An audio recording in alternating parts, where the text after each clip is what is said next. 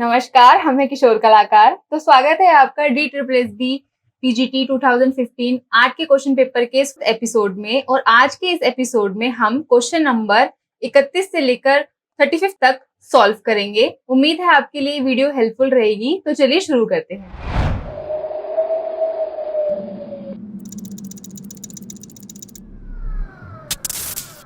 तो चलिए बढ़ते हैं अपने नेक्स्ट क्वेश्चन की तरफ। Question number 31।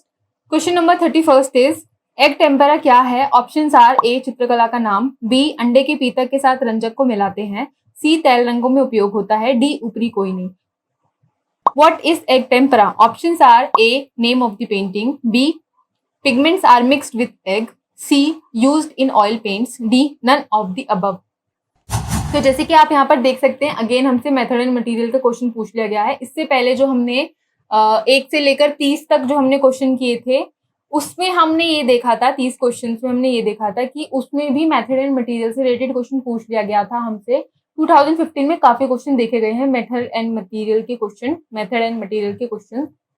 उसमें होता क्या है, इसमें हम यहाँ पे देखते हैं कि या तो इसके जो इंग्रेडिएंट्स होते हैं, जो प्रोसेस होता है इन सारे मीडियम्स को बनाने का, वो पूछ लेते हैं।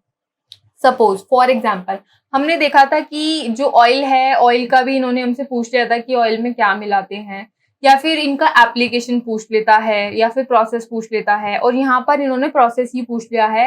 मेनली ये है कि इंग्रेडिएंट की यहाँ पे बात कर रहे हैं कि एग टेम्परा होता क्या है। तो चलिए थोड़ा सा जान लेते हैं। तो जब हम बात करते हैं टेम्परा की, तो हम देखते हैं कि बेसिकली टेम्परा है क्या। तो हम देखते हैं कि tempera is a method of painting, right. Painting बनाने का एक माध्यम है, और हम इसको एग टेम्परा बोल रहे हैं यहाँ पर। तो एग टेम्परा क्यों बोलते हैं? टेम्परा को हम एग टेम्परा इसलिए बोलते हैं क्योंकि टेम्परा के अंदर जो एग है, या फिर हम बोले जो एग योक है, उसका इस्तेमाल होता है, राइट। बहुत ही ज्यादा सिंपल है, क्योंकि उसमें जो एग टेम्परा होता है, एग टेम्परा में एग योक का इस्तेमाल होता है। क्यों होता है? जो हमारे पिगमेंट्स होते हैं उसको बाइंड करने के लिए यहाँ पर इसका जो है इस्तेमाल किया जाता है। चलिए अब यहाँ पर देख लेते हैं कि जब यहाँ पर हमसे पूछ लिया गया है कि भाई एग टेम्परा क्या है, तो हम यहाँ पर देखते हैं कि जो एग टेम्परा है, एग टेम्परा में सबसे पहले हम इसका प्रोसेस जान लेते हैं। सिंपल सा एग टेम्परा में हम देखते हैं कि 2-4 एलिमेंट्स का हमको यहाँ पर जो है आवश्यकता होती है, इस्तेमाल करना होता है, हमको जरूरत होती है। वो क्या होते हैं? नंबर 1 हमको चाहिए होते हैं पिगमेंट्स। नंबर 2 हम देखते हैं कि हमको चाहिए होता है एग योक। नंबर 3 हम देखते हैं यहाँ पे हमको चाहिए होते हैं एंटी फर्मेंटेशन एजेंट्स। उसके अलावा नंबर 4 हमको देखते हैं कि हमको चाहिए होता है पानी। अब यहाँ पर थोड़ा सा प्रोसेस अब आ गया, तो प्रोसेस को भी थोड़ा सा यहाँ पर डिस्कस कर लेते हैं, क्योंकि प्रोसेस से रिलेटेड क्वेश्चन पूछा गया है, तो हो सकता है आगे भी आपसे पूछ रहे, तो आपको पता होना चाहिए। तो चलिए हम देखते हैं कि होता क्या है। तो नंबर 1 हम देखते हैं कि जो एग टेम्परा होता है, एग टेम्परा के अंदर सबसे पहले हमको चाहिए होता है एक fresh egg, right. Fresh egg के अंदर हम देखते हैं कि जो फ्रेश एग होता है, उसमें हम देखते हैं जो एग वाइट होता है, उसमें से हम अलग करते हैं एग योक को, राइट। अब एग योक में क्या होता है, हमको एग योक में भी सिर्फ हमको जो है हमको सिर्फ एग योक निकालना पड़ता है। और एग योक के ऊपर हम देखते हैं कि एक जो मेम्ब्रेन होता है, या फिर हम बोले जो एक लेयर होती है एग के अंदर, या फिर हम बोले कि एक जो फिल्म होती है, हमको वो हटानी है, ठीक है। तो हम एग योक के अंदर एक छोटा सा छेद करके, उसको हल्का सा ब्रेक करके, उसमें से हम जो है उसका जो लिक्विड होता है, जो एग योक होता है, उसका येलो कलर का होता है, उसको हम निकाल लेते हैं, कंटेनर में निकाल लेते हैं। यहाँ पर मैं एक एग योग से जो है टेम्परा बनाने की विधि को डिस्कस कर रही हूँ, इसलिए आप थोड़ा मेजरमेंट्स देख लेना उसको हम अलग कर लेते हैं।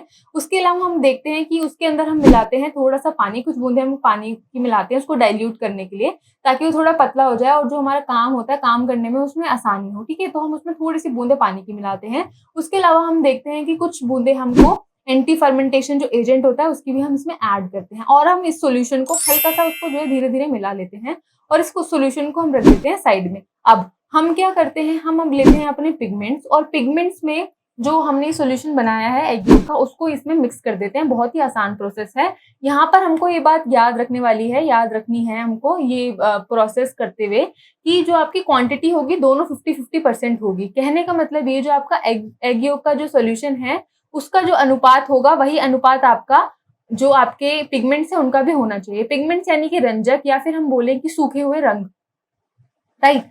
तो इनका हमको इस्तेमाल करना है, और हम बोले कि स्पैचुला की सहायता से हम इसको मिला लेंगे, और मिलाकर हम इसको एक कंटेनर में रख देंगे। बहुत ही अच्छे से आपको मिलाना है, धीरे धीरे धीरे धीरे करके मिलाना है, थोड़ा थोड़ा डालकर। उसके अलावा हम देखते हैं कि आपके जो ये एग टेम्परा है ये आपका तैयार हो जाता है। यहाँ पर अब हम इसकी जो एग टेम्परा है इसका थोड़ा सा हम बोले कि इसकी जो प्रॉपर्टीज है उसको थोड़ा सा डिस्कस कर लेते हैं। क्वालिटीज में यहाँ पर बता देती हूँ, एक क्वालिटी मुझे आप बताना, इसकी तो इंटरेस्टिंग होगा जानना।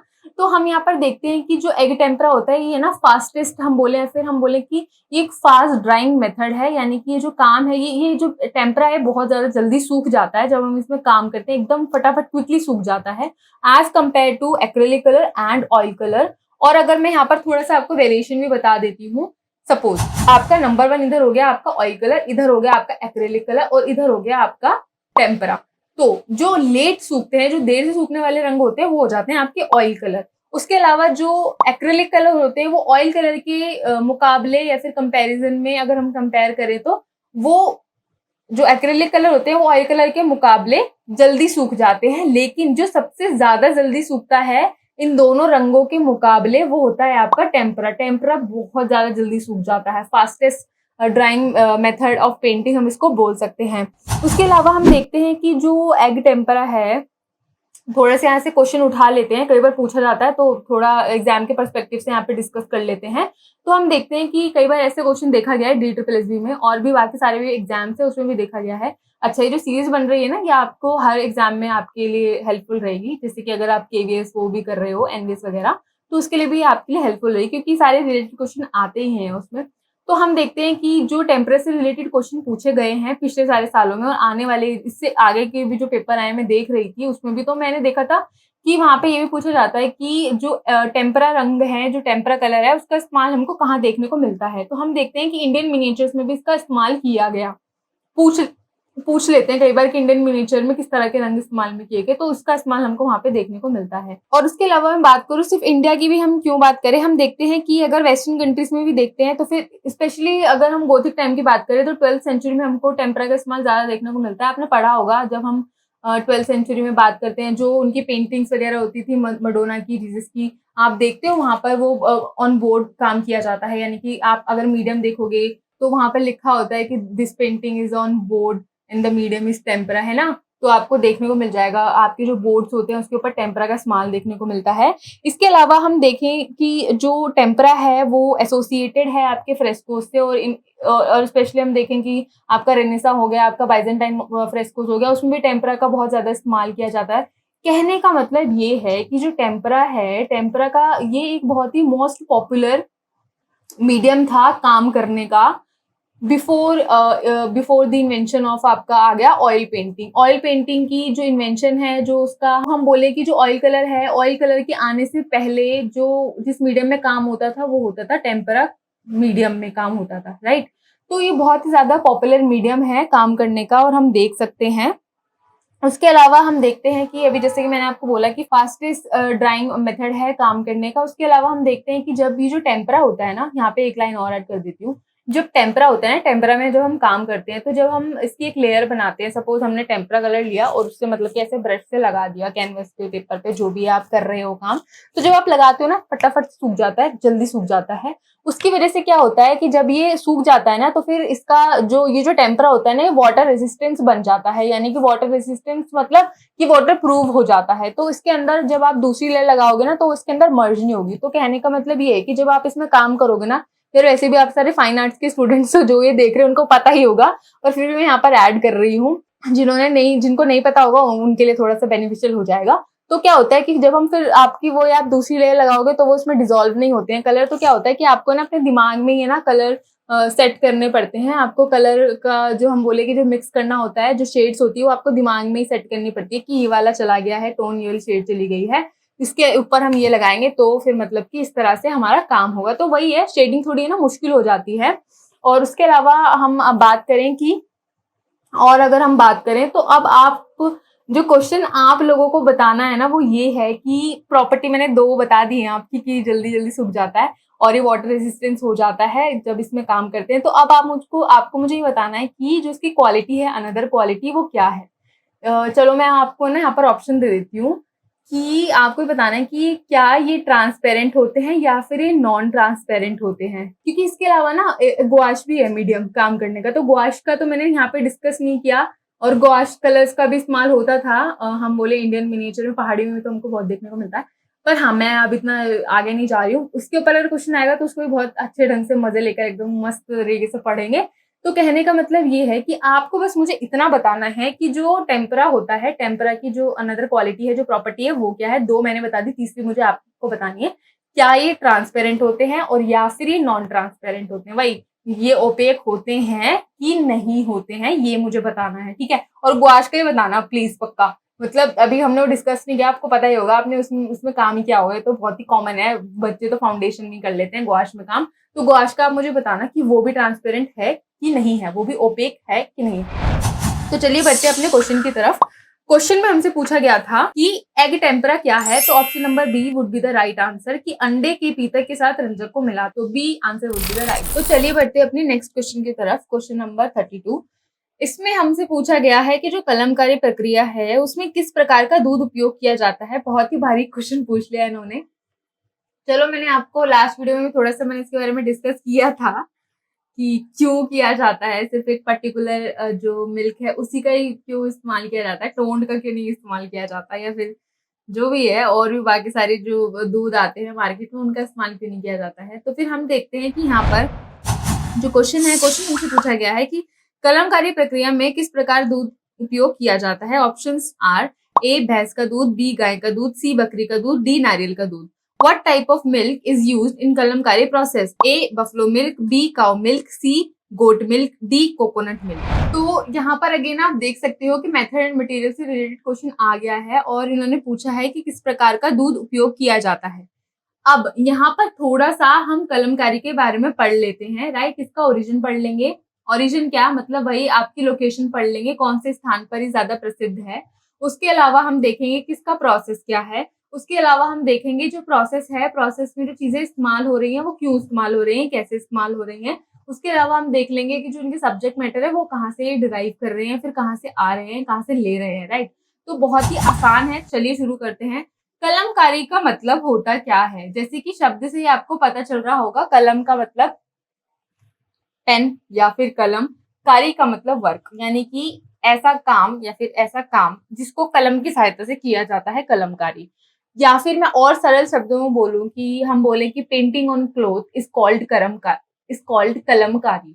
क्यों बोलते हैं हम, क्योंकि जो कलमकारी है ये ऐसी एक हम बोले कि आर्ट फॉर्म है जिसको कलम की सहायता से हम बोले कि कपड़े पर किया जाता है, राइट। स्पेशली अगर हम बोले कि पेंटिंग की जाती है, painting on cloth is called Kalamkari, right. जो पेंटिंग है, पेंटिंग को कपड़े पर करने की प्रक्रिया को ही हम कलमकारी बोलते हैं।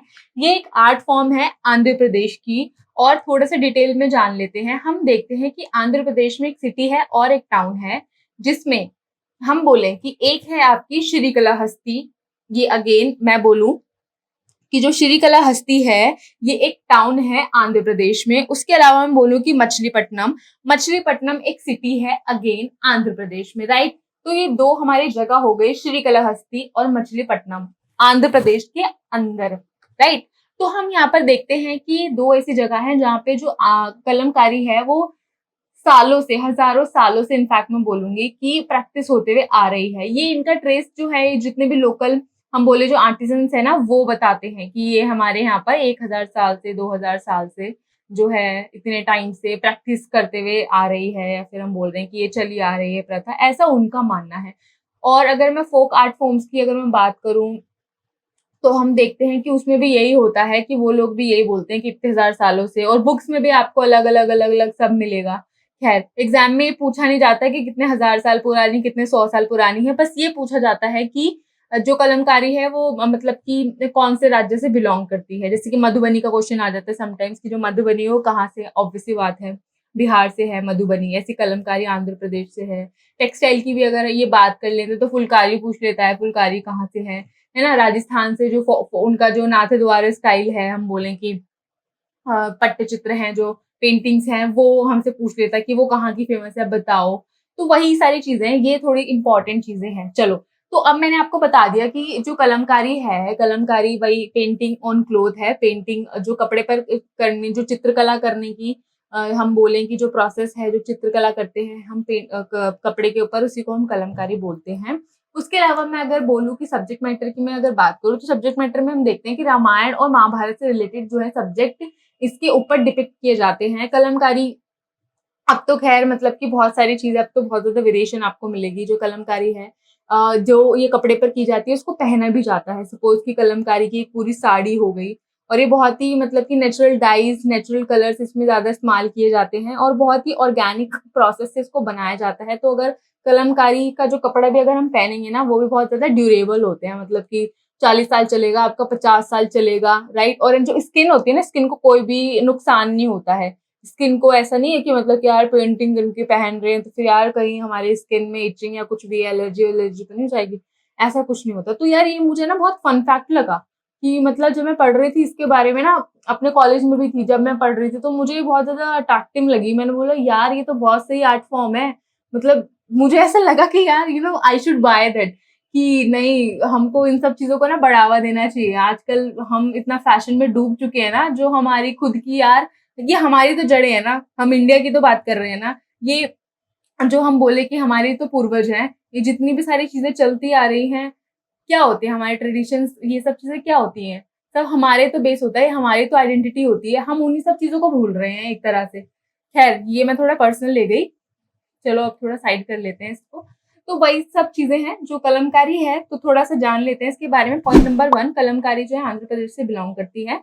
मैंने आपको बता दिया एक सिटी और एक टाउन श्रीकालाहस्ती है और आपका मछलीपट्टनम है, यहाँ पर ये प्रैक्टिस की जाती है। श्रीकालाहस्ती की यहाँ पे थोड़ा सा बात करेंगे, इसके स्टाइल को थोड़ी सी बात करेंगे इस वाले सेशन में। उसके अलावा फिर हम देखते हैं कि जो कलमकारी है वही मैंने आपको बताया कि आंध्र प्रदेश में 2 आपको स्टेट मिलते हैं। उसके बाद देखते हैं कि मैंने सब्जेक्ट मैटर की यहाँ पे बात बोल दी थी कि रामायण और महाभारत से रिलेटेड यहाँ पे सीन बनाए जाते हैं, उनके एपिसोड बनाए जाते हैं, कृष्ण बनाए जाते हैं यहाँ पर, वही आपके उससे रिलेटेड हो गए, वो भी महाभारत में आ गए, कृष्ण वगैरह ये सारी चीजें आ गई।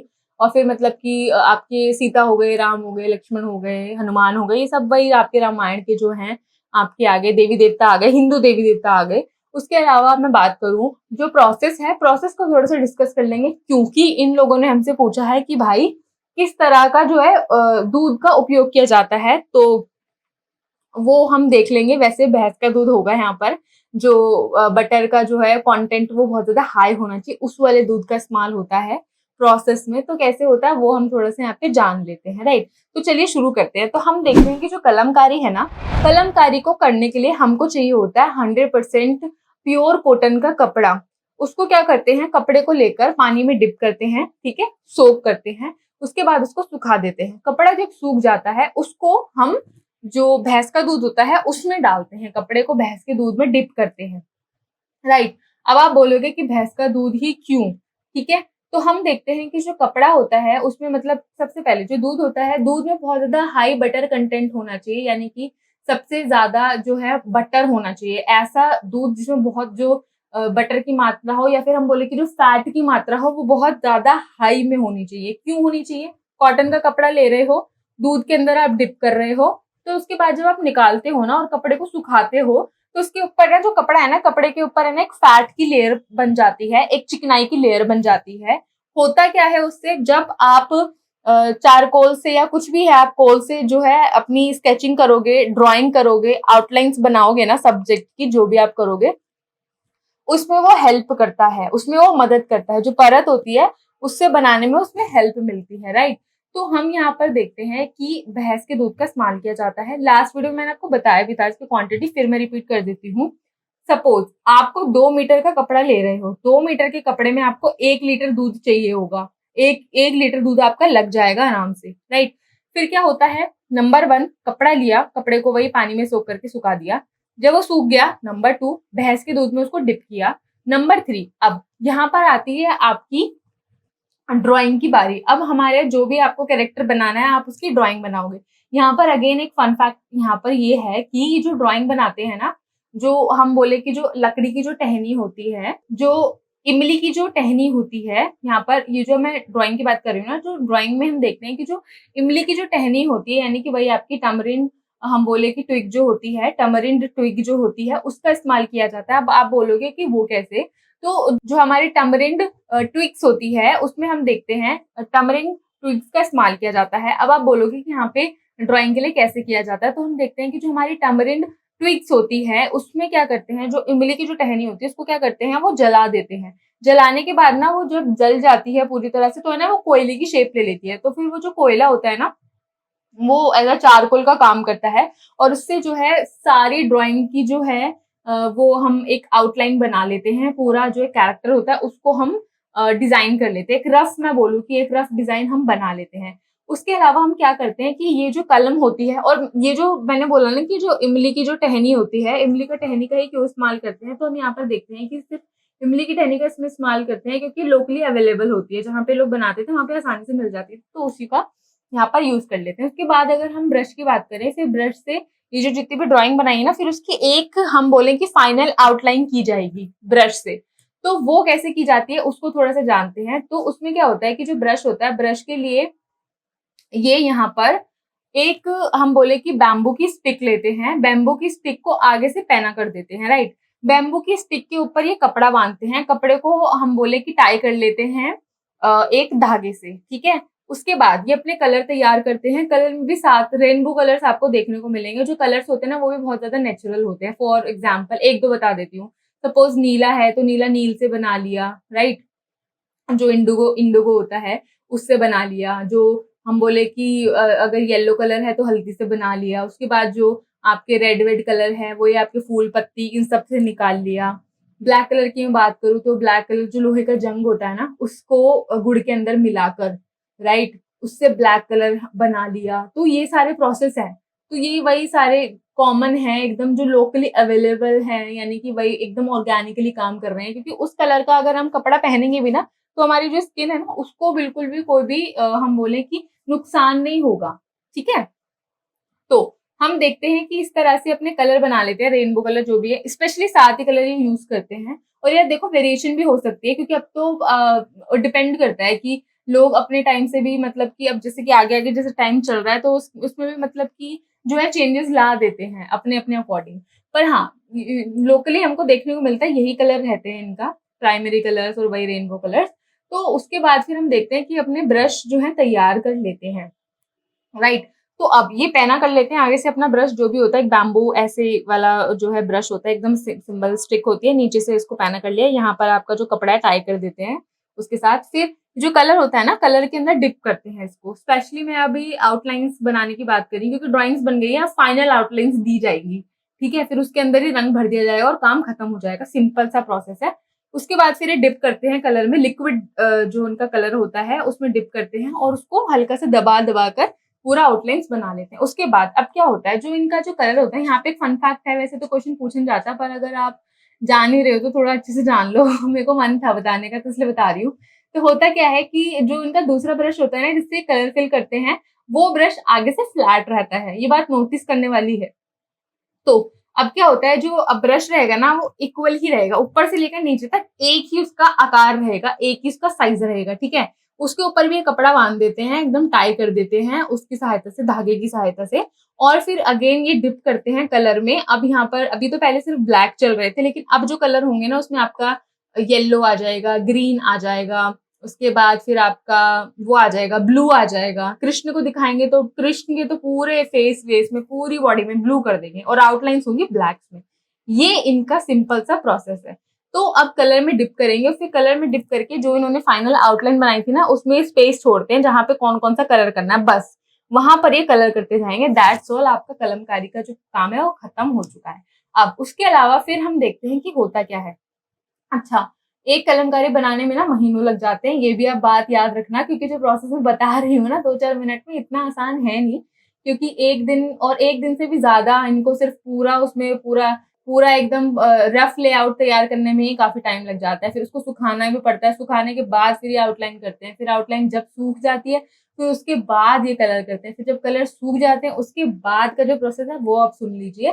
तो होता क्या है, फिर जब ये सारा पूरा कलर वलर सब कुछ हो जाते हैं, सूख जाते हैं, उसके बाद फिर जो रनिंग वाटर होता है ना, उसके अंदर ये जो है उसको धोते हैं, कपड़े को धोते हैं, ठीक है। उससे क्या होता है कि जो भी एक्स्ट्रा कलर होता है ना वो सारा पानी में चला जाता है और जो प्योर कलर होता है वो कपड़े पर रह जाता है। उसके बाद इस रंग को और उभारने के लिए और निखारने के लिए फिर उसके बाद रनिंग वाटर जो होता है बहते हुए पानी में धोते हैं, उसके बाद फिर सुखा देते हैं। फिर जब कपड़ा सूख जाता है उसके बाद हम देखते हैं कि पानी उबलते हुए पानी में इसको फिर से रखा जाता है या फिर हम बोले कि डाल दिया जाता है और फिर जो भी है पानी उबाला जाता है। बेसिकली पानी उबाला जाता है कपड़े को डालकर। फिर उसके अंदर भी हम देखते हैं कि जब ये उबल जाता है तो फिर उसके अंदर ये रखते हैं तो जो रंग होता है वो और मजबूत हो जाता है और इवन जो हम बोले कि इम्प्योरिटीज होती है ना कपड़े की और जो भी मटेरियल यूज किया है उसकी एकदम पूरी वो निकल जाती है, राइट। फिर उसके बाद उसको फिर से सुखाया जाता है। फिर ऐसे ही मतलब कि 1-2 बार प्रोसेस किया जाता है इसको धोने का, यही सिंपल सा फंडा है। तो वही टाइम लग जाता है यार करने में, काफ़ी कारीगर बैठते हैं एक ही कपड़े में कई बार तो। तो उसके बाद फिर इसको सुखाया जाता है। फिर जो भी इनके ऑर्डर होते हैं, जो भी वो उनको दे देते हैं या फिर रख लेते हैं, जैसे भी ये तैयार हो जाता है कलमकारी का काम। जो हम बोले कि जो पूरा है वो सब कलमकारी खत्म हो जाता है। अब ये कपड़ा एकदम आपका रेडी है 30-40 साल तक चलने के लिए, जो ट्रेडिशन है इसलिए भी देखा जाता है। मैं देख रही थी, रिव्यूज़ पढ़ रही थी लोगों के आर्टिकल्स वगैरह, तो मैंने जब भी वहाँ पे पढ़ा था उस टाइम भी कि ज़्यादा इसलिए भी नहीं खरीदते हैं क्योंकि एक बार वन टाइम इन्वेस्टमेंट है, एक बार आप खरीद लोगे सालों-साल चलेगा, तो इतना भी कुछ है नहीं। है। तो ये आपका जो है कलमकारी का प्रोसेस था और ये इस तरह से चीज़ें चल रही हैं। टेक्निक्स वगैरह वही आपको मैंने बता दिया। फिर वही है, ये सारी चीज़ें ऐसे-ऐसे चलती हैं। तो सिंपल सा क्वेश्चन है यार, हमसे पूछा गया था कि जो कलमकारी है ना, कलमकारी में किस प्रकार के दूध का इस्तेमाल किया जाता है? तो जो राइट आंसर होगा, तो राइट आंसर तो यही है। राइट आंसर वुड बी ए कि बफेलो मिल्क का इस्तेमाल किया जाता है। क्यों किया जाता है मैंने आपको बता दिया।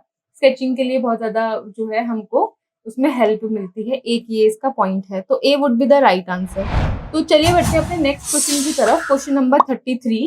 क्वेश्चन नंबर 33 इज कि जो कालाहस्ती है, कालाहस्ती इसके लिए प्रसिद्ध है। ऑप्शंस आर ए किनेला पेंटिंग, बी कलमकारी चित्रकला, सी मधुबनी, डी वर्ली।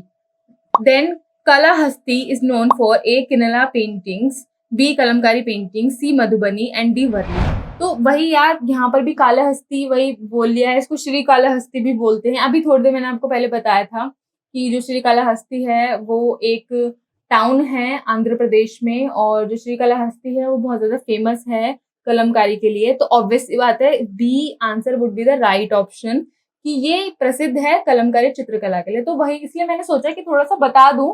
क्या पता कि कई बार अब इस बार जो पेपर होगा हमारा 2020 का, अब तो पता नहीं कब आएगा नोटिफिकेशन, पर ठीक है जैसे भी आएगा तो हो, क्या पता ये भी पूछ ले कि जो कलमकारी है उसमें सिर्फ भैंस का दूध ही क्यों इस्तेमाल में लाया जाता है। तो इसलिए मैंने सोचा आपको बता दूं। और क्या पता इस बार ये भी पूछ ले कि मछलीपट्टनम किसके लिए प्रसिद्ध है भाई। तो ऑब्वियस सी बात है कलमकारी चित्रकला के लिए प्रसिद्ध है। तो मैंने सोचा कि थोड़ा सा आपको बता दूं आपकी, ताकि हेल्प हो जाए। तो ठीक है, इसमें इतना ही था। तो चलिए बढ़ते अपने next question. Question number 34। Acrylic रंग पहले यहाँ विकसित हुए। Options are A Germany, B Bharat, C England, D Australia. Acrylic colour first developed by A Germany, B India, C England, D Australia. तो जैसे कि आप देख सकते हैं यहाँ पर हमसे अगेन मेथड मटेरियल का क्वेश्चन आ गया है और एक्रेलिक कलर के बारे में हमसे पूछ लिया गया है। तो जैसे कि आप सभी जानते हैं कि जो एक्रेलिक कलर है अगेन वो भी फास्ट ड्राइंग मेथड है और एज कम्पेयर टू ऑयल के मुकाबले जल्दी सूखने वाला रंग है।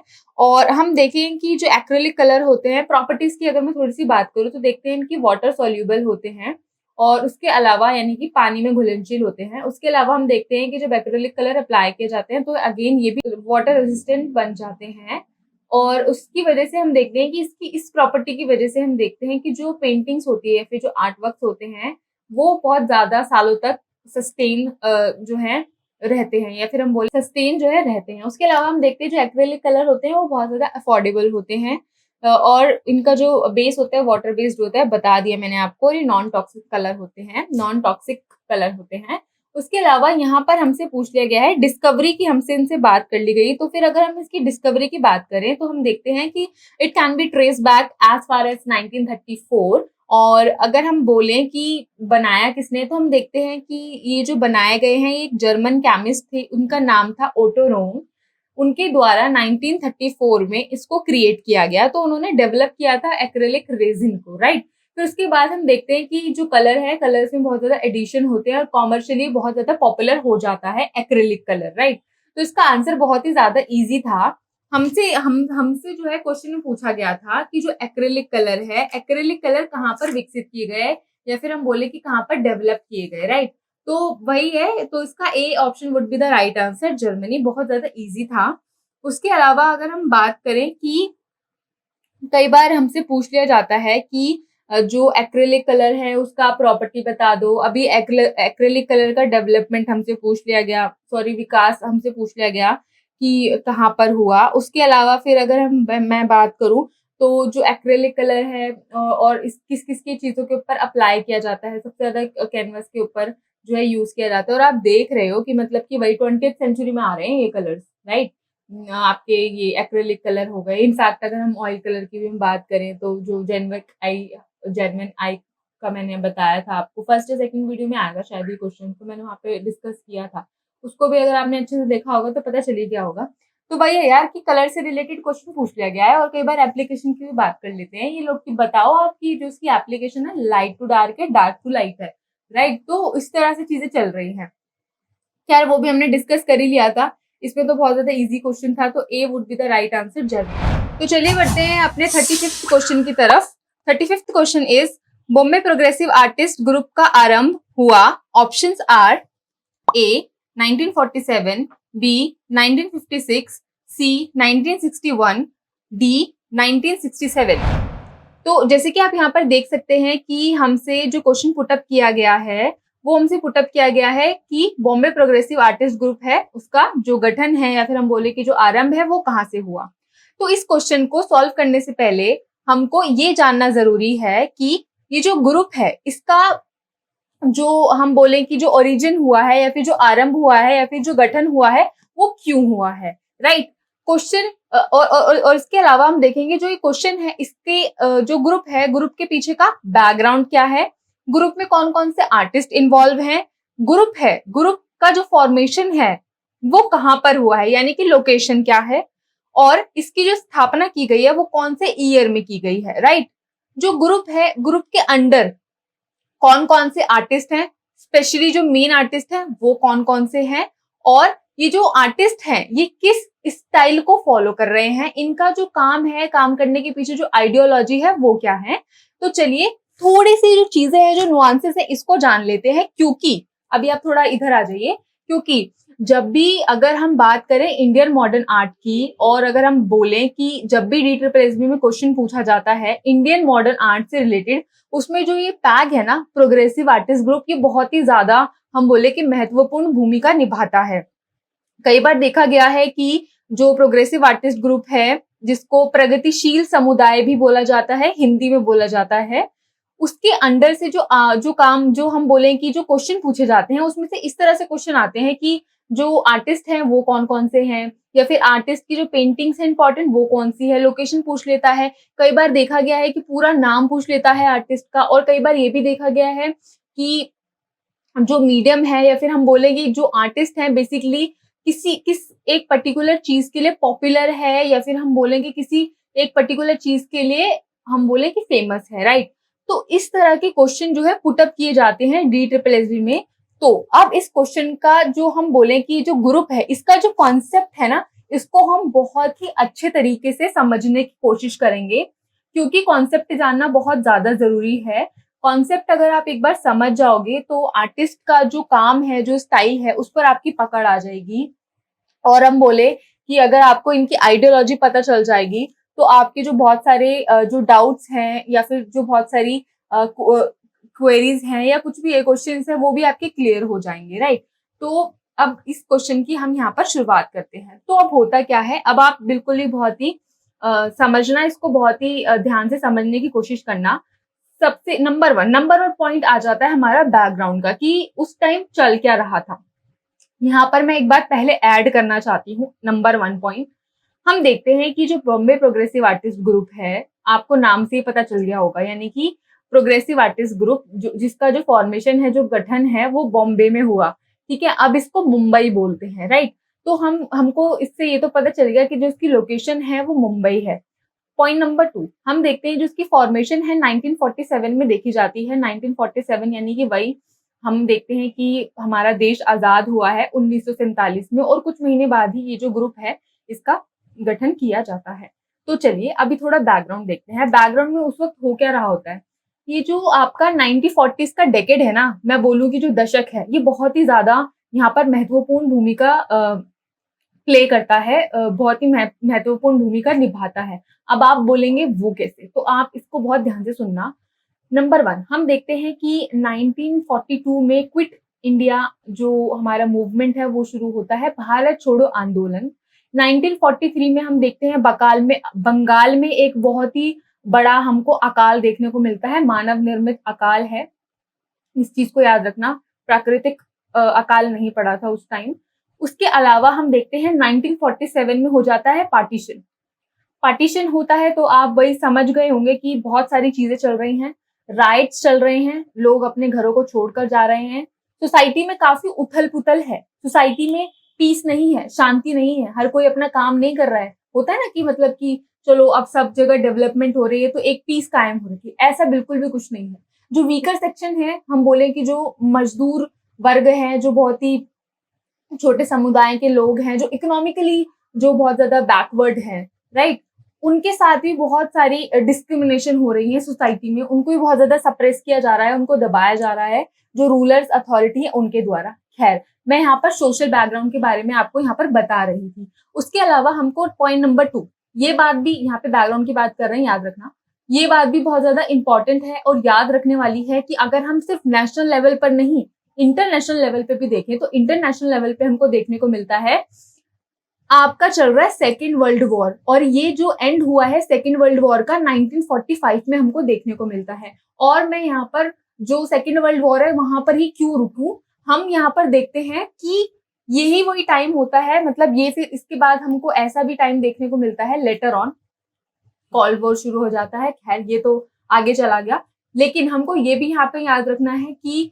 हम जो वेस्टर्न आर्ट, जो हम बोले कि वेस्टर्न कंट्रीज की अगर हम बात करते हैं, अगर हम पश्चिमी देशों को देखते हैं, तो जो वहां पर जो चीजें चल रही है वहां पर हो ये रहा है कि आ गई है इंडस्ट्रियल रेवोल्यूशन, राइट। तो इंडस्ट्रियल रेवोल्यूशन आ गई है, जो एक इंडिविजुअल है उसको भी बहुत ज्यादा हम बोले कि वैल्यू मिल रही है, उसको भी अपनी बात को कहने का अधिकार है। कहने का मतलब ये कि मॉडर्निटी आ गई है सोसाइटी में, हम अब फ्री हो चुके हैं, हम अपनी बात को रख सकते हैं, हम अपने जो चीज है, हमारी जो आइडियोलॉजी है उसको एक्सप्रेस कर सकते हैं, राइट। तो काफी सारी चीजें चल रही हैं। चलिए अब आ जाते हैं हम वापस इंडिया पर आ जाते हैं, वापस अब इंडिया पे आ जाते हैं। ये चीजें मैं आपको क्यों बता रही हूँ अभी आगे आपको पता चलेगा। और यहाँ पे मैं एक बात और ऐड करना चाहती हूँ, क्योंकि हमको ना जान लेना बहुत जरूरी है, बाहर का इन्फ्लुएंस ना आता है, बाहर अगर मॉडर्निटी आ रही है ना, हम बोले कि सोसाइटी में बहुत ज्यादा ग्रोथ हो रही है टेक्निकल लेवल पर, राइट, क्योंकि बहुत सारी साइंटिफिक रिसर्च हो रही है, नई नई चीजें इन्वेंट हो रही हैं, तो जो हम बोले कि जो एक इंडिविजुअल पर्सन है, फिर हम बोले कि जो एक साधारण आदमी भी है, अब वो अपने इन्वेंशन से उसको बहुत सारी चीजें पता चल रही हैं, और वो कहने का मतलब ये है कि वो अवेयर हो रहा है, राइट। तो इसके अलावा हम देखते हैं कि ये सारी चीजें ना फिर यहाँ पर भी आती हैं, तो इन्फ्लुएंस कहीं ना कहीं पड़ता है, क्योंकि ट्रैवल करते रहते हैं लोग, तो यहाँ पे भी मॉडर्निटी का कॉन्सेप्ट आएगा। खैर अभी इसको आप साइड रख दो। तो अब मैं यहाँ पर बात कर रही थी आपके सोशल बैकग्राउंड की, राइट। अब मैं बात करती हूँ यहाँ पे कल्चरल बैकग्राउंड की, या फिर हम बोले कि आर्ट के पर्सपेक्टिव से जो हमारी आर्ट सोसाइटी है उसमें क्या चल रहा है, राइट। तो पॉलिटिकली हमने देखा कि बहुत ज्यादा उथल पुथल है, चीजें जो है बहुत ज्यादा इधर उधर हो रही हैं, स्टेबिलिटी नहीं है सोसाइटी में, मेंटली भी स्टेबिलिटी नहीं है, और वैसे भी अगर हम बोले वैसे भी स्टेबिलिटी नहीं है, एक ओवरऑल की मैं यहाँ पर बात कर रही हूँ। उसके अलावा हम देखते हैं कि अब आर्ट सोसाइटीज की अगर मैं बात करूँ, यहाँ पे हमारी शुरुआत होती है, सबसे पहले मैं नाम लूंगी जेजे स्कूल ऑफ आर्ट का। जेजे स्कूल ऑफ आर्ट में चल क्या रहा है उसके बारे में थोड़ा सा जान लेते हैं, उस दौरान या फिर उस वक्त हो क्या रही हैं चीजें। नंबर 1, तो अब हम यहाँ पर देखते हैं कि होता क्या है। 1945 यानी कि 1945 एक ऐसा समय होता है कि वहां के जो प्रिंसिपल हैं वो एक एंटी नेशनलिस्ट प्रैक्टिस में इन्वॉल्व रहते हैं, उसको फॉलो करते हैं, और जो आपके सूजा होते हैं, सूजा इसके अगेंस्ट डेमोन्स्ट्रेशन करते हैं, और इनके इसी अगेंस्ट डेमोन्स्ट्रेशन की वजह से सूजा को जेजे स्कूल ऑफ आर्ट से एक्सपेल कर दिया जाता है। Point number 1। Point number 2, JJ school of art यानी कि यहाँ पर बात यह है कि फ्रीडम ऑफ स्पीच नहीं है, गायब है। उनको जो बात गलत लग रही है वो उसके खिलाफ जो है आवाज उठा रहे हैं, उसके खिलाफ जो है डेमोन्स्ट्रेशन कर रहे हैं, तो उनकी आवाज को क्लियर कट हम देख रहे हैं कि काट दिया जाता है, उनको स्कूल से ही निकाल दिया जाता है, बर्खास्त कर दिया जाता है। उसके अलावा हम देखते हैं कि जेजे स्कूल ऑफ आर्ट में कुछ ऐसा माहौल होता है कि वहाँ के जो टीचर्स होते हैं वो बोलते हैं कि ये जो जितने भी आर्टिस्ट है ना, इन सब से दूर रहो। ये सूजा है, आरा है, हुसैन वगैरह है, क्योंकि इनका भी हम बोले कि इनका जो काम है काफी रेडिकल चेंज लेकर आता है। आने वाले टाइम में हम देखेंगे, क्योंकि ये अगेंस्ट जा रहे हैं, जो चीजें गलत हैं तो उसके अगेंस्ट जा रहे हैं। तो फिर वहां पे देखते हैं कि जेजे स्कूल ऑफ आर्ट में भी ऐसे बोला जाता है कि इन सारे जो आर्टिस्ट है ना, ये सूजा, आरा है, जो भी, इनसे ना अलग रहो। और यहाँ पर मैं इन्हीं की लाइन में मैं एक बात यहाँ पर ऐड करना चाहती हूँ। वो बोलते हैं कि don't mix with these fellows, they are destroying everything and behind them there are 3 people and including Walter लैंगरमर। और हमको यहाँ पर एक बात याद रखने वाली है कि यहाँ पर जो लैंगरमर होते हैं वो आर्ट क्रिटिक होते हैं द टाइम्स ऑफ इंडिया के। उस टाइम, जिस टाइम ये सारे बोल रहे हैं, जेजे स्कूल ऑफ आर्ट के जितने भी टीचर्स हैं, और इंक्लूडिंग मैंने जैसे कि बताया जो लैंगरमर होते हैं उस टाइम वो द टाइम्स ऑफ इंडिया के आर्ट क्रिटिक होते हैं, जो आगे जाके आर्ट डायरेक्टर भी बन जाते हैं। और हमको यहाँ पर एक बात और याद रखने वाली है कि जो बॉम्बे आर्ट सोसाइटी है हमारी, जिसका हम बोले कि जो एस्टैब्लिश होती है 1888 में, यानी कि 1888 में, तो वहां के जो जजिंग होते हैं या फिर हम बोले कि जो आर्ट सोसाइटी होती है उसके भी ये मेंबर होते हैं। इनफैक्ट जो नेशनल आर्ट है या फिर हम बोले जो इंडियन आर्ट है और जो इंटरनेशनल आर्ट है या फिर वेस्टर्न आर्ट है, इन दोनों के बारे में ये अवेयरनेस भी हम बोले कि फैलाते हैं बॉम्बे स्कूल के जो आर्टिस्ट हैं उनके अंदर। उनको बताते हैं कि इंडियन आर्ट क्या है, वेस्टर्न आर्ट क्या है, मतलब एक तरह से कंट्रीब्यूशन देते हैं। तो एक ऐसे पर्सन को, एक ऐसी पर्सनालिटी को आप ये बोल रहे हो कि ये जो है सब कुछ डिस्ट्रॉय कर देंगे, कि इनको कोई वैल्यू नहीं है इंडियन आर्ट की, इनको कुछ पता नहीं है, और आप अपने स्टूडेंट से बोल रहे हो कि इन सब से दूर रहो। यानी कि जो गलत है उसके खिलाफ अगर आवाज उठा रहे हैं और आप इतने बड़े आर्ट क्रिटिक को, जो कि डायरेक्टर भी बनते हैं, उनको बोल रहे हो कि आप ये गलत कर रहे हो। ठीक है, ऐसा क्यों होता है थोड़ा सा और आगे जानेंगे। कहने का मतलब ये है कि आप जरा देखिए कि चीजें कैसे चल रही हैं। पॉइंट नंबर 1, एक्सपेल कर दिया गया है सूजा को। पॉइंट नंबर 2, जो सूजा के साथ और हम बोले कि 3 और जो लोग हैं, ये भी अगेन ये आपके भी और इनकी जो बाकी टीम में जो और भी मेंबर्स होते हैं, जो तीनों हम बोले ये भी आर्ट क्रिटिक ही होते हैं, कि ये जो लैंगरमन है या फिर और भी बहुत सारे ये जो और इनकी टीम है, इनसे आप अलग रहो, ये जो है डिस्ट्रॉय कर रहे हैं, ये हमारी चीजों को नहीं समझ रहे, इंडियन आर्ट को ही डिमोलिश कर रहे हैं एक तरह से। पॉइंट नंबर 3 में हम देखते हैं कि जो बॉम्बे आर्ट सोसाइटी है, बॉम्बे आर्ट सोसाइटी में हम देखते हैं कि अनफेयर जजमेंट हो रहा है काम को लेकर। जो आर्बिट्री सिलेक्शन प्रोसेस है उसको फॉलो किया जा रहा है। आर्बिट्री सिलेक्शन प्रोसेस से मेरा क्या मतलब है? For example, Bombay art society है, बॉम्बे आर्ट सोसाइटी में होता क्या था, हर साल एक एनुअल एग्जीबिशन हम बोले कि होती थी, हर साल एक एग्जीबिशन होती थी। एग्जीबिशन होती थी तो कैसे होगी, ऑब्वियस सी बात है, जो आर्टिस्ट होंगे वो अपने काम भेजेंगे बॉम्बे आर्ट सोसाइटी को। बॉम्बे आर्ट सोसाइटी की ज्यूरी होगी, सिलेक्शन प्रोसेस होगा, आपके आर्टवर्क्स का जो है सिलेक्शन प्रोसेस होगा। सिलेक्शन प्रोसेस जो होगा वो कौन करेगा या फिर सिलेक्शन कौन करेगा? जो ज्यूरी होगी, जो मेंबर होंगे बॉम्बे आर्ट सोसाइटी के, वो करेंगे, ऑब्वियस सी बात है।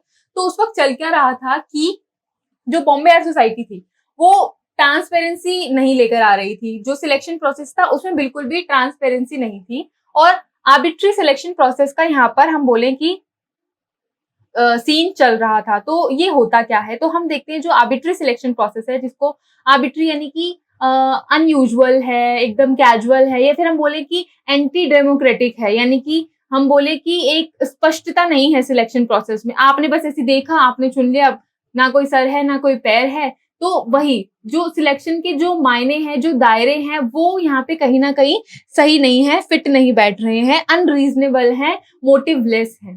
फॉर एग्जाम्पल, सूजा की भाषा में इसको और ज्यादा समझने की कोशिश करते हैं।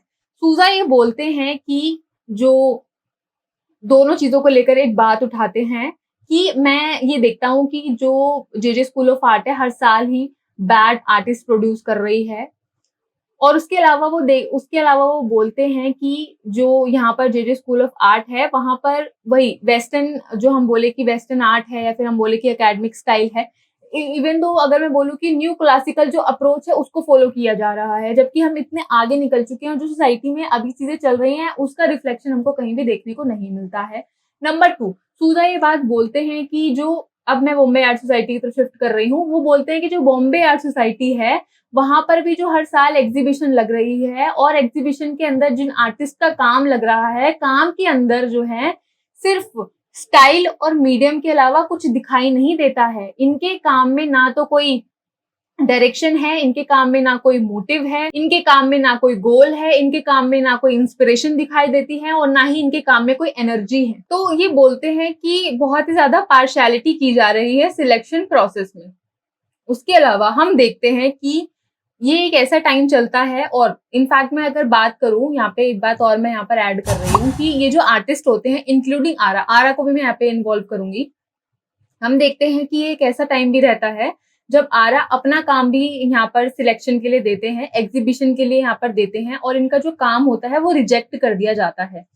कहने का मतलब ये कि जब ये आर्टिस्ट कुछ अपनी तरफ से अप्रोच कर रहे हैं, अपना एक स्टाइल डेवलप कर रहे हैं, क्योंकि हमको ये बिल्कुल भी नहीं भूलना चाहिए जो ये आर्टिस्ट है ना, इनका बैकग्राउंड बहुत ज्यादा स्ट्रॉन्ग है, इंक्लूडिंग आरा, सूजा एंड रजा। अभी तो इन तीनों की बात करती हूँ, आगे बढ़ूंगी, ये भी 6 आर्टिस्ट बहुत ज्यादा इंपॉर्टेंट है हमारे।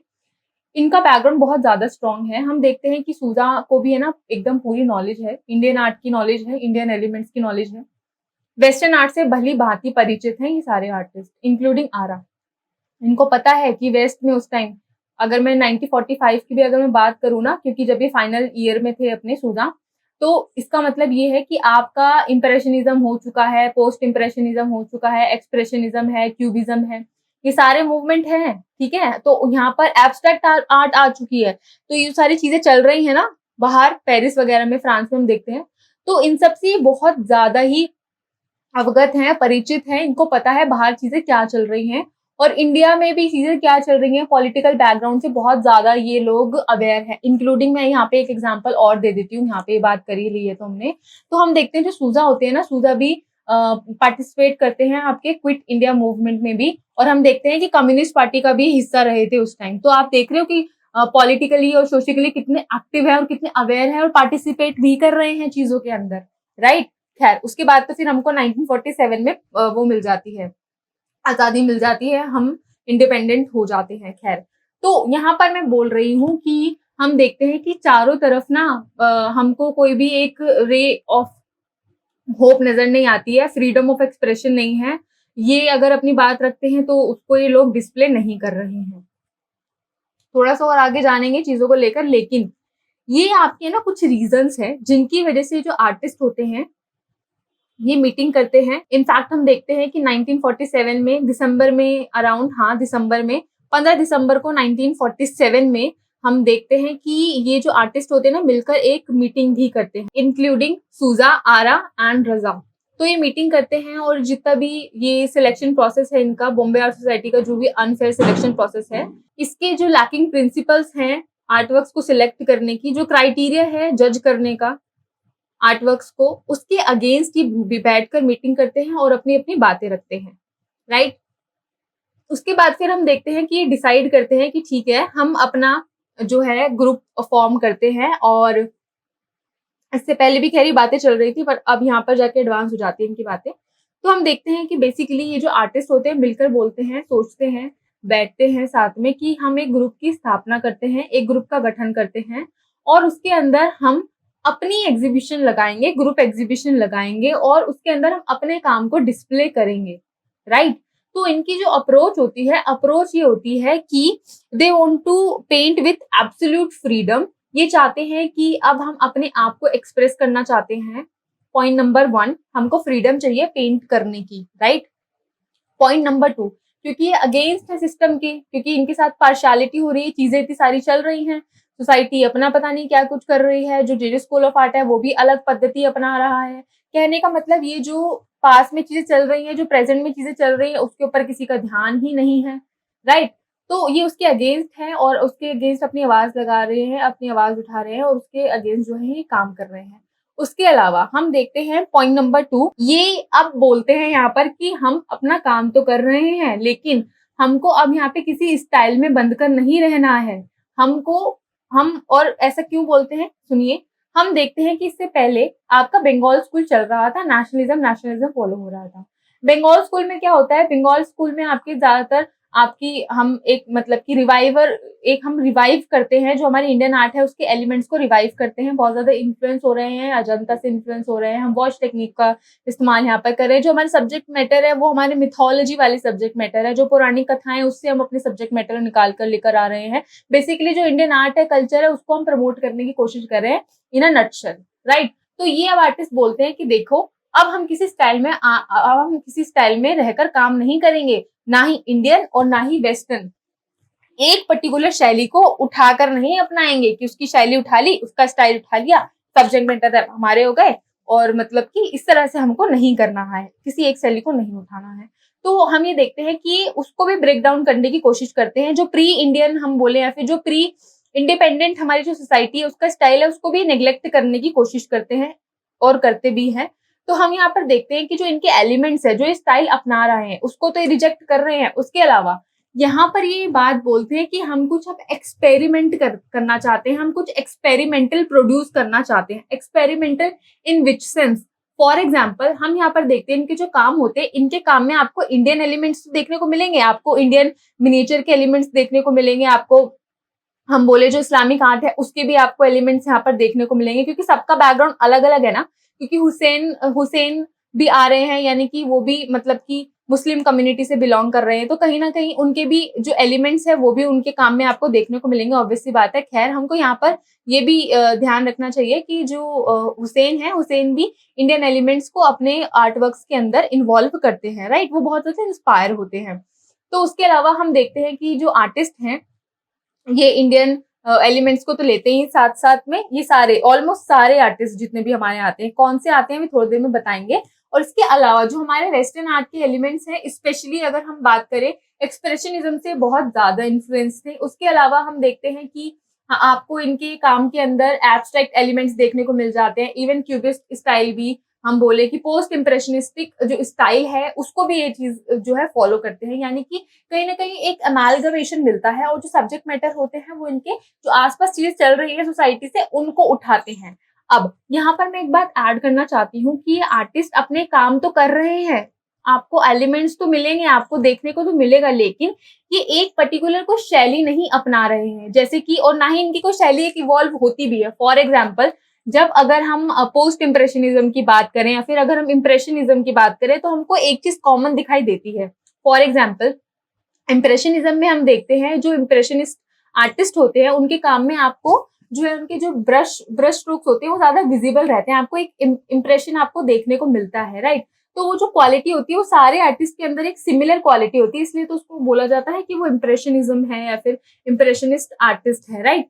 तो यहाँ पर ये चीज नहीं है, सबका जो आर्ट स्टाइल होता है ना वो अलग अलग रहेगा। वो क्या क्या होगा आगे थोड़ा जान लेंगे। तो इसलिए, लेकिन जो इनकी अप्रोच थी वो सेम थी। अप्रोच ये थी कि हम कुछ एक्सपेरिमेंटल करना चाहते हैं, हमको बंधना नहीं है, और ये ब्रेक करते हैं जो भी आपका ये अनफॉलो करते हैं जो भी आपका बंगाल स्कूल है, ये जो नेशनलिस्टिक प्रैक्टिस है इसको जो है ब्रेक करने की कोशिश करते हैं। उसके अलावा ये बोलते हैं कि हमको एब्सोल्यूट फ्रीडम के साथ पेंट करना है, यानी कि हमको फ्रीडम चाहिए, क्योंकि हमको याद रखना चाहिए 1947 का टाइम आ चुका है, हम हो गए हैं अब इंडिपेंडेंट, तो यार हमारे पास फ्रीडम ऑफ स्पीच तो होना ही चाहिए, राइट। उसके अलावा हम देखते हैं जो इनके काम है वो अभी रियल लाइफ से एसोसिएटेड है। जो आसपास देख रहे हैं चीजें, काफी सारी चीजें चल रही हैं, दंगे चल रहे हैं, पॉवर्टी है, चारों तरफ बैगर्स को देख रहे हैं, वो चीज डिपिक्ट करने की कोशिश करते हैं।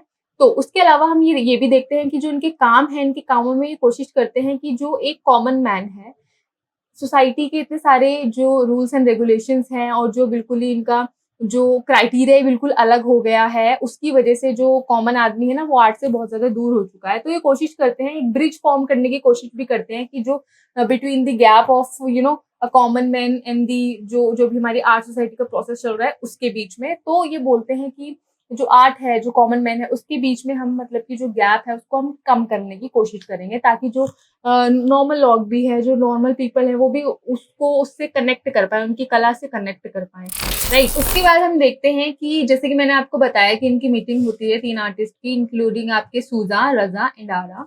तो हम देखते हैं कि जो आपके सूजा होते हैं वो इंट्रोड्यूस करते हैं ग्रुप के अंदर, वो इनवाइट करते हैं, बेसिकली वो बोलते हैं हुसैन से कि आप भी ज्वाइन करो।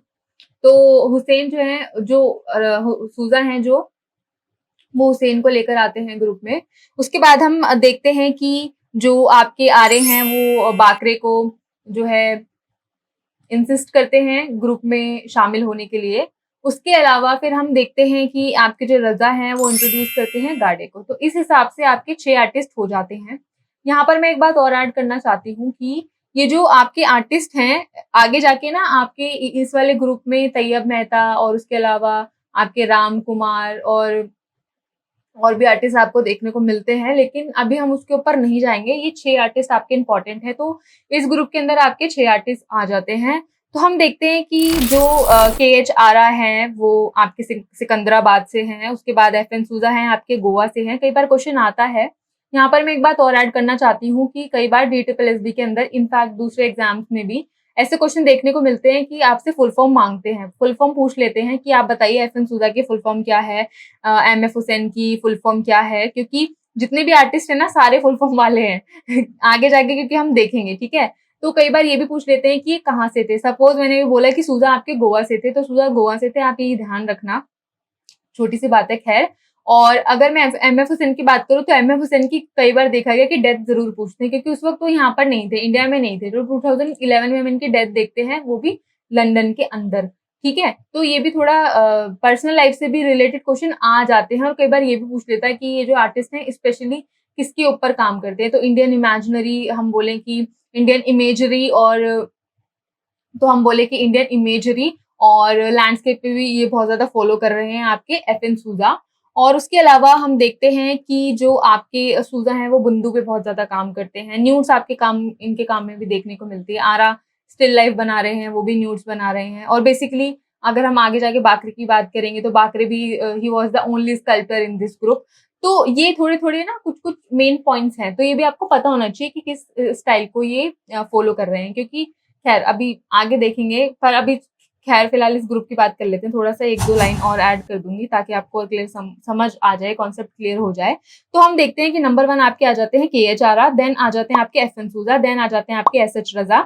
एसएच रज़ा जो हैं वो एमपी से हैं, मध्य प्रदेश से हैं। उसके अलावा फिर आपके आ जाते हैं एमएफ हुसैन, ये भी पंढरपुर महाराष्ट्र से हैं। उसके अलावा जो जन्म हुआ है, उसके अलावा आ जाते हैं आपके एचए गाडे, वो भी आपके महाराष्ट्र से हैं, अमरावती।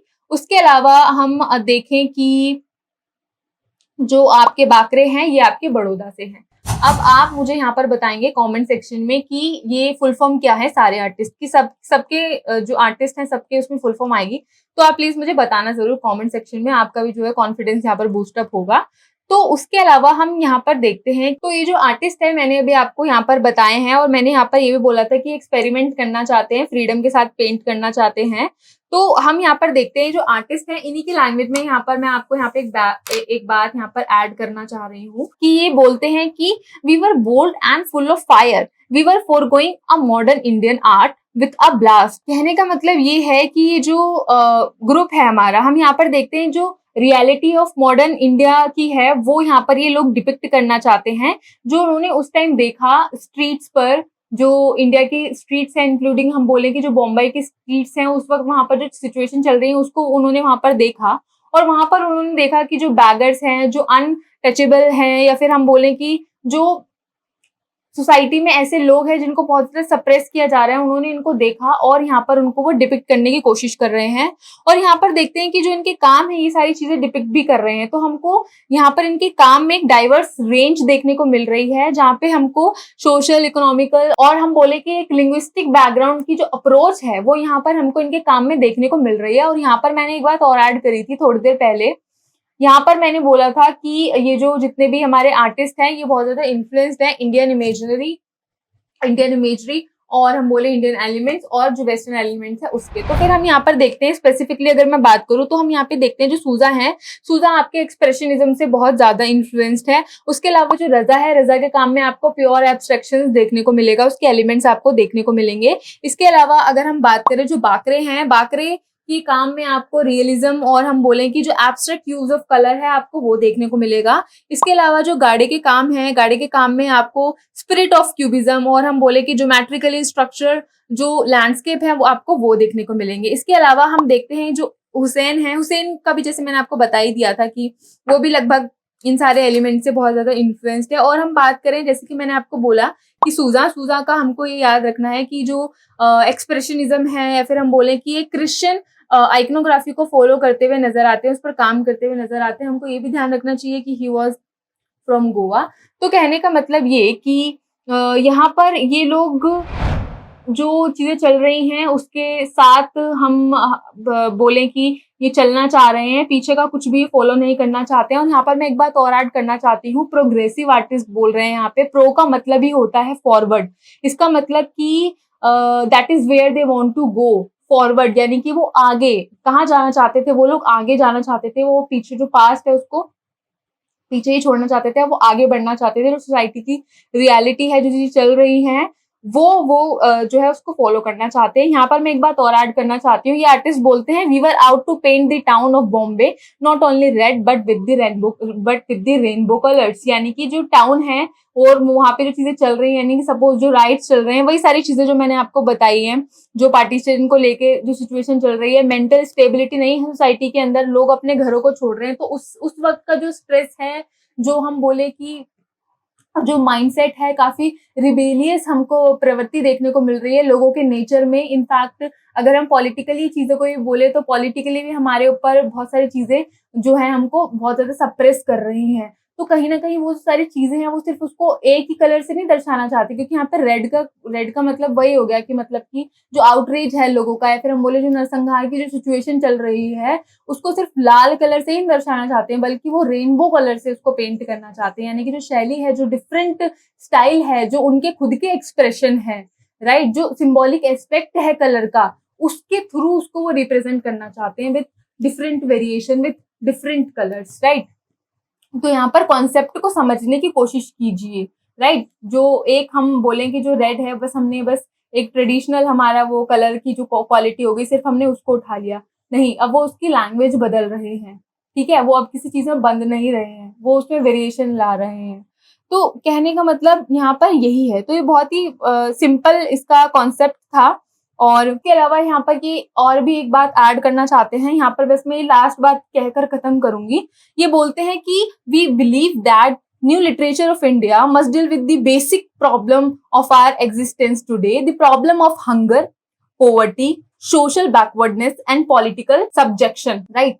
तो ये यहाँ पर बोलते हैं कि जो लिटरेचर है इंडिया की उसको डील करना चाहिए बेसिक्स प्रॉब्लम से। और हम यहाँ पर देखते हैं कि जो 1940s का डेकेड है ना, यहाँ पर जो प्रोग्रेसिव राइटर्स भी हमको यहाँ पर देखने को मिलते हैं। इतना मैं डिटेल में गई नहीं हूँ, बहुत सारी ना कहानियां हैं इसके पीछे और बहुत सारी अप्रोच हमको देखने को मिलेगी। सबके आप स्टेटमेंट्स देखोगे ना तो आप और ज्यादा समझ पाओगे और ज्यादा डिटेलिंग आपकी चली जाएगी। लेकिन यार आप बस एक क्वेश्चन हमको सॉल्व करना है, एक क्वेश्चन है, मैंने सोचा कि आपको यहाँ पर ना कॉन्सेप्ट क्लियर कर दूं, ताकि आने वाले क्वेश्चन में अगर दोबारा ये क्वेश्चन रिपीट होंगे ना तो मैं आपको यहाँ इस वाले क्वेश्चन का रेफरेंस लेकर उसको मैं अच्छे से और ज्यादा समझा सकूं। तो ये मेरी यहाँ पर स्ट्रैटेजी थी कि आपका कम से कम कॉन्सेप्ट हो जाए क्लियर। और उसके अलावा यहाँ पर अब हम एग्जाम के पर्सपेक्टिव से थोड़ा सा और समझने की कोशिश कर लेते हैं। तो नंबर 1 हम यहाँ पर देखते हैं कि जो बॉम्बे प्रोग्रेसिव आर्टिस्ट, चलो अब इसको कंक्लूड कर लेते हैं यहाँ पर। तो हम यहाँ पर देखते हैं कि नंबर 1 जो बॉम्बे प्रोग्रेसिव आर्टिस्ट ग्रुप होता है उसका फॉर्मेशन होता है 1947 में। और जो हम बोले जो उसकी लोकेशन है वो है मुंबई। और इसके अंदर जो आर्टिस्ट होते हैं, इसके अंदर आर्टिस्ट होते हैं 6, राइट। तो यहाँ पर जो हमारे 6 आर्टिस्ट होते हैं उसमें आ जाते हैं आपके सूजा, रजा, एंड देन आपके आ जाते हैं MF हुसैन, देन आ जाते हैं आपके गाड़े, देन आ जाते हैं आपके बाकरे, एंड देन आ जाते हैं आपके आरा। 6 आर्टिस्ट हो जाते हैं। इनके बारे में थोड़ा सा जान लिया।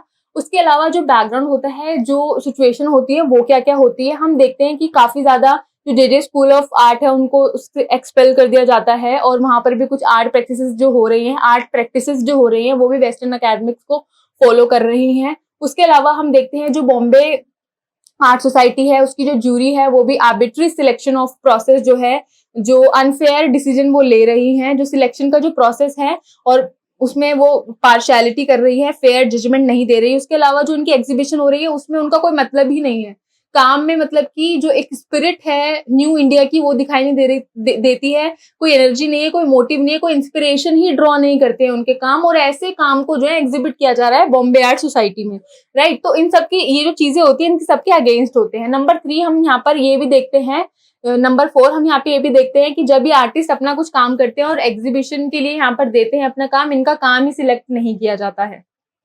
चलिए, उसके बाद नंबर 5 ये बोलते हैं कि ठीक है अब हम अपना ग्रुप फॉर्म करते हैं। प्रोग्रेसिव आर्टिस्ट ग्रुप का संगठन होता है, गठन होता है 1947 में, और ये बोलते हैं कि अब हम अपने ग्रुप एग्जीबिशन करेंगे जहाँ पे हम अपनी जो है फ्रीडम के साथ हम अपनी जो एक्सप्रेशन है उसको एक्सप्रेस करेंगे, और जो आज की जो सोसाइटी चल रही है, जो आज का पर्सपेक्टिव है, हम उसको दर्शाने की कोशिश करेंगे।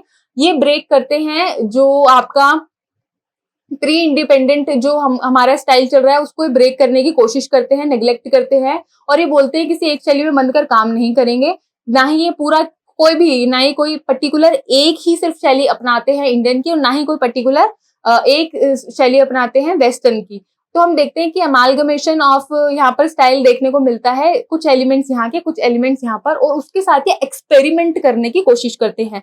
उसके अलावा हम देखते हैं जो उनके काम है उसके अंदर हम बोले कि आपको जो उस टाइम का जो सोशल बैकग्राउंड है, जो पॉलिटिकल बैकग्राउंड है, उसके अलावा जो हम बोले कि एक लिंग्विस्टिक अप्रोच है, जो एक लिंग्विस्टिक बैकग्राउंड है, वो हमको यहाँ पर देखने को मिलता है। उसके अलावा हम देखते हैं कि अब होता क्या है, तो अब यहाँ पर समझने की बात है। पॉइंट नंबर 6, फॉर्मेशन हो गया, क्यों हो गया, सोसाइटी में क्या चल रहा है, आपको सब पता चल चुका है। अब नंबर 6 क्या होता है, हम देखते हैं कि जो उनकी फर्स्ट एग्जीबिशन लगती है, भले ही 1947 में इस ग्रुप का फॉर्मेशन हो गया था, लेकिन जो फर्स्ट एग्जीबिशन लगी थी वो लगी थी 1949 में मुंबई में। इसको आप याद रखना, कई बार क्वेश्चन आ सकता है। उसके अलावा हम देखते हैं कि जो उनकी सेकंड एग्जीबिशन होती है, सेकंड एग्जीबिशन आपको देखने को, ये एक ज्वाइंट एग्जीबिशन होती है जो कि कोलकाता में लगती है, कोलकाता ग्रुप के साथ 1950 में। थर्ड और लास्ट एग्जीबिशन हमको उनकी देखने को मिलती है 1952 में मुंबई में, और उसके अलावा फिर हमको ये लास्ट एग्जीबिशन होती है, कोई एग्जीबिशन देखने को नहीं मिलती। अब यहाँ पर इंपॉर्टेंट पॉइंट ये है एग्जाम के पर्सपेक्टिव से, हम यहाँ पर देखते हैं, हमको ये याद रखना चाहिए कि 1951 एक ऐसा टाइम था जब आपके सूजा और बाकरे चले गए थे लंदन, और उसके बाद हम देखते हैं जो रजा है, रजा चले गए थे पेरिस। कुछ टाइम बाद हम देखेंगे कि जो आपके हुसैन होते हैं ये भी बाहर जाके शिफ्ट हो जाते हैं, और लास्ट उनकी जो डेथ होती है वो होती है लंदन में। खैर, तो अब यहाँ पर हम देखते हैं कि 1952 एक ऐसा समय होता है जहाँ पे ये जो ग्रुप होता है उसको ऑफिशियली घोषित कर दिया जाता है, ये मतलब कि डिसबैंडेड हो जाता है। जो ग्रुप है वो हम बोले कि विघटित हो जाता है 1952 में, राइट। तो यहाँ पर ये सारे पॉइंट्स हमारे जो थे इंपॉर्टेंट थे, ये जान लेना बहुत ज्यादा जरूरी था। उसके अलावा पॉइंट नंबर 7 में यहाँ पर ऐड करना चाहती हूँ कि इनके जो काम है, काम के अंदर जो वेरिएशन है वो आपने देख ली, और अब आने वाले टाइम में जो हमारे इंडिविजुअल आर्टिस्ट होंगे, सपोज एक इंडिविजुअल आर्टिस्ट पे अगर क्वेश्चन आ जाता है तो हम उसको भी जो है सॉल्व करने की कोशिश करेंगे। और यहाँ पर मैं एक बात और ऐड करना चाहती हूँ, कई बार ऐसे क्वेश्चन में पूछा गया है कि जो फाउंडर थे प्रोग्रेसिव आर्टिस्ट ग्रुप के वो कौन थे, 4 ऑप्शन दे देते हैं। तो हमको याद रखना है कि जो फाउंडर थे, जो रियल फाउंडर थे वो थे आपके FN सूजा। उसके अलावा हमसे ये भी क्वेश्चन देखा गया है कि इन आर्टिस्ट को ना अवार्ड मिलते रहते हैं, पद्म भूषण, पद्म विभूषण, इससे रिलेटेड क्वेश्चन भी पूछे जाते हैं कि ऐसे कौन से आर्टिस्ट है बॉम्बे प्रोग्रेसिव आर्टिस्ट ग्रुप के जिसके काम में आपको मतलब जिनको ये सारे जो है अवार्ड से सम्मानित किया गया। तो हम यहाँ पर देखते हैं कि जो बॉम्बे प्रोग्रेसिव आर्टिस्ट ग्रुप है ये एक बहुत ही रिवोल्यूशनरी हम बोले, या फिर जो है मूवमेंट था, या फिर हम बोलें कि टाइम था, या फिर हम बोलें कि जो ग्रुप है वो रिवोल्यूशनरी एक्ट को फॉलो कर रहा है। क्रांति आ गई है इंडिया में, या फिर हम बोले कि इंडियन आर्ट के अंदर, तो वही आपका इंडियन मॉडर्न आर्ट आ जाता है इस वक्त। और हम यहाँ पर देखते हैं कि किस तरह से ग्रुप फॉर्म होता है और किस तरह से फिर जो है ग्रुप विघटित हो जाता है। और इसके बाद जब ये हम बोल दें कि ऑफिशियली इसको बोल दिया जाता है कि बस अभी ग्रुप जो है खत्म हो गया है, उसके बाद हम देखते हैं कि आर्टिस्ट बहुत ज्यादा पॉपुलर हो गए थे उस टाइम पर, जब ये ग्रुप बल्कि ग्रुप के विघटित होने से पहले ही, ये टूटने से पहले ही, ग्रुप के टूटने से पहले ही ये आर्टिस्ट बहुत ज्यादा पॉपुलर हो गए थे। क्योंकि हम देखते हैं कि आगे चलकर ना ये आर्टिस्ट सारे 1 2 3 4 5 6 ये सारे ना अपनी एक इंडिविजुअल स्टाइल को फॉलो करते हुए नजर आते हैं, अपनी व्यक्तिगत शैली को और ज्यादा डेवलप करते हैं, अपने आइडिया को, अपने अप्रोच को बहुत ज्यादा आगे डेवलप करते हुए नजर आते हैं, राइट। तो प्रोग्रेसिव आर्टिस्ट का जो एजेंडा है वो आपने जान लिया, आर्टिस्ट कौन से हैं वो जान लिया, इनके एग्जीबिशन के बारे में आपने जान लिया। तो इस तरह से चीजें चलती हैं और इस तरह से आपके जो कॉन्सेप्ट्स हैं वो क्लियर होने चाहिए कि अगर किसी ग्रुप का फॉर्मेशन हो रहा है तो भाई वो क्यों हो रहा है, उसके पीछे क्या रीजन है, आर्टिस्ट किस स्टाइल में किस अप्रोच को फॉलो कर रहे हैं, राइट। तो चलिए, मुझे लगता है कि ठीक है, आपको इतना मैंने आपको छोटा शॉर्ट में बता दिया है, इसका कॉन्सेप्ट शॉर्ट में बता दिया है। और कभी अगर हम ऐसे सिंगल टॉपिक पे, स्पेशली अगर हम बोले कि प्रोग्रेसिव आर्टिस्ट ग्रुप ओरिएंटेड अगर हम वीडियो बनाते हैं, आगे वाली वीडियोस में आप देखोगे भी, तो अगर इनकेस अगर हम बनाते हैं तो उसमें बहुत ही अच्छे से फिर हम और ज्यादा चीजों को जानेंगे, और जितने भी काम है ना, उनके काम के जो एलिमेंट्स है ना, उसको एक एक एलिमेंट्स को लेकर हम जानने की कोशिश करेंगे कि अच्छा ये वाला काम है, कैसे इंस्पायर हुआ, कैसे बना, जो भी है थोड़ा बहुत कोशिश करेंगे उसको भी थोड़ा बहुत अच्छे से समझने की। ठीक है, तो ये था आपका basically Bombay progressive artist group का। तो चलिए अब हम अपने क्वेश्चन की तरफ बढ़ते हैं। क्वेश्चन में हमसे पूछा गया था कि बॉम्बे प्रोग्रेसिव आर्टिस्ट ग्रुप का आरंभ हुआ, तो option number A would be the right answer, 1947। उम्मीद है कि आपके लिए हेल्पफुल रही होगी वीडियोस। ठीक है, और यहाँ पर मैं एक बात ऐड करना चाहती हूँ, अगर आपको कुछ समझ ना आए ना, या फिर अगर आपको कोई सेंटेंस समझना है, या फिर मतलब मैंने कमेंट में देखा था तो एक दो स्टूडेंट्स ने बोला भी था कि मैम थोड़ा हिंदी में लिख दिया करो जो लाइन्स हैं वो सब, वो यार हम ऐड कर देंगे, ठीक है। और ठीक है, उसके अलावा अगर आपको कुछ और समझ ना आए, अगर आपको कोई क्वेश्चन हो, आप हमको कमेंट सेक्शन में लिख देना। और उसके अलावा हम अपने फेसबुक ग्रुप और हम इंस्टा पे भी हम बहुत ज्यादा एक्टिव हैं, क्योंकि मैं यहाँ पर देखो, मैं बहुत ही एकदम ऑनेस्ट रहना चाहती हूँ। यहाँ पे जो प्लेटफॉर्म है बिल्कुल एकदम, देखो जो यार सच है ना, एकदम मैं सच बोलना चाहती हूँ। मुझे कुछ नहीं आएगा ना, मुंह पर बोल दूंगी कि भाई मुझे नहीं आता, ठीक है। और अगर मेरे को आता है मैं आपको बता दूंगी, ठीक है। और अगर मेरे से हो सकता है कि इसका मैं आंसर ले आऊं, या फिर मैं थोड़ा सा उसके बारे में जो भी है कोशिश करूँ, और अगर मुझे मिल जाता है मैं आपको सीधा बोल दूंगी मुंह पर कि ठीक है, थोड़ा सा मुझे टाइम दो, मुझे थोड़ा सा इतना पता है पर इतना नहीं पता है, तो वो मैं आपको बता दूंगी, ठीक है। बहुत ही सिंपल सी बात है। और उसके अलावा मैं यहाँ पे बहुत ही साफ साफ शब्दों में बोल रही हूँ, एकदम टू द पॉइंट में बोल रही हूँ, मुझे इस बात का कोई वो नहीं है। देखो, यहाँ पर जो हम कर रहे हैं ना, जो मैं यहाँ पर सेशन बना रही हूँ, जो भी चीजें हैं, जो भी यार मैं थोड़ा बहुत जानती हूँ, वो जो मैं बता रही हूँ, डिलीवर कर रही हूँ, उसमें अभी जो भी चीजें कर रही हूँ ना, वो यार वन वे हो रहा है, ठीक है। वन वे कम्युनिकेशन है, या फिर मैं बोलूँ कि वन वे टीचिंग है, इंटरैक्शन नहीं है हमारा, ठीक है। तो यहाँ पर इंटरैक्शन के लिए मैं बोल रही हूँ। अगर उसके अलावा अगर कमेंट सेक्शन में भी आपके सवाल हैं, ठीक है, आपको लग रहा है कि नहीं यार इतना नहीं हो पाएगा, उसके अलावा भी अगर आपको मतलब इंटरैक्शन करना है, कोई क्वेश्चन है या कुछ पूछना है, तो आप हमारे फेसबुक ग्रुप पे जुड़ सकते हो। उसके लिए वहां पर भी मैं सुपर एक्टिव हूँ, और मैं कोशिश करूंगी जल्दी से आपका रिप्लाई दे दूं, जो भी आपकी क्वेश्चन है देख लूं। और इसके अलावा इंस्टा पे भी मैं बहुत ज्यादा एक्टिव हूँ, ठीक है। हम लोग हैं एक्टिव, वहाँ पे मेरा है पेज है, वहाँ पे जो भी है देख लेना जाके, लिंक मिल जाएगा यार आपको, डिस्क्रिप्शन में मिल जाएगा, आराम से ढूंढ लेना, कोई टेंशन वाली बात नहीं है, ठीक है। आपका अपना चैनल ही समझो इसको। तो ठीक है, जो भी हो एकदम पूछना आप, मैं कोशिश करूंगी जल्दी से रिप्लाई दें आपका। और बस यही मुझे बोलना था। तो ठीक है यार, उम्मीद है आपके लिए ये जो एपिसोड है ये हेल्पफुल रहा होगा।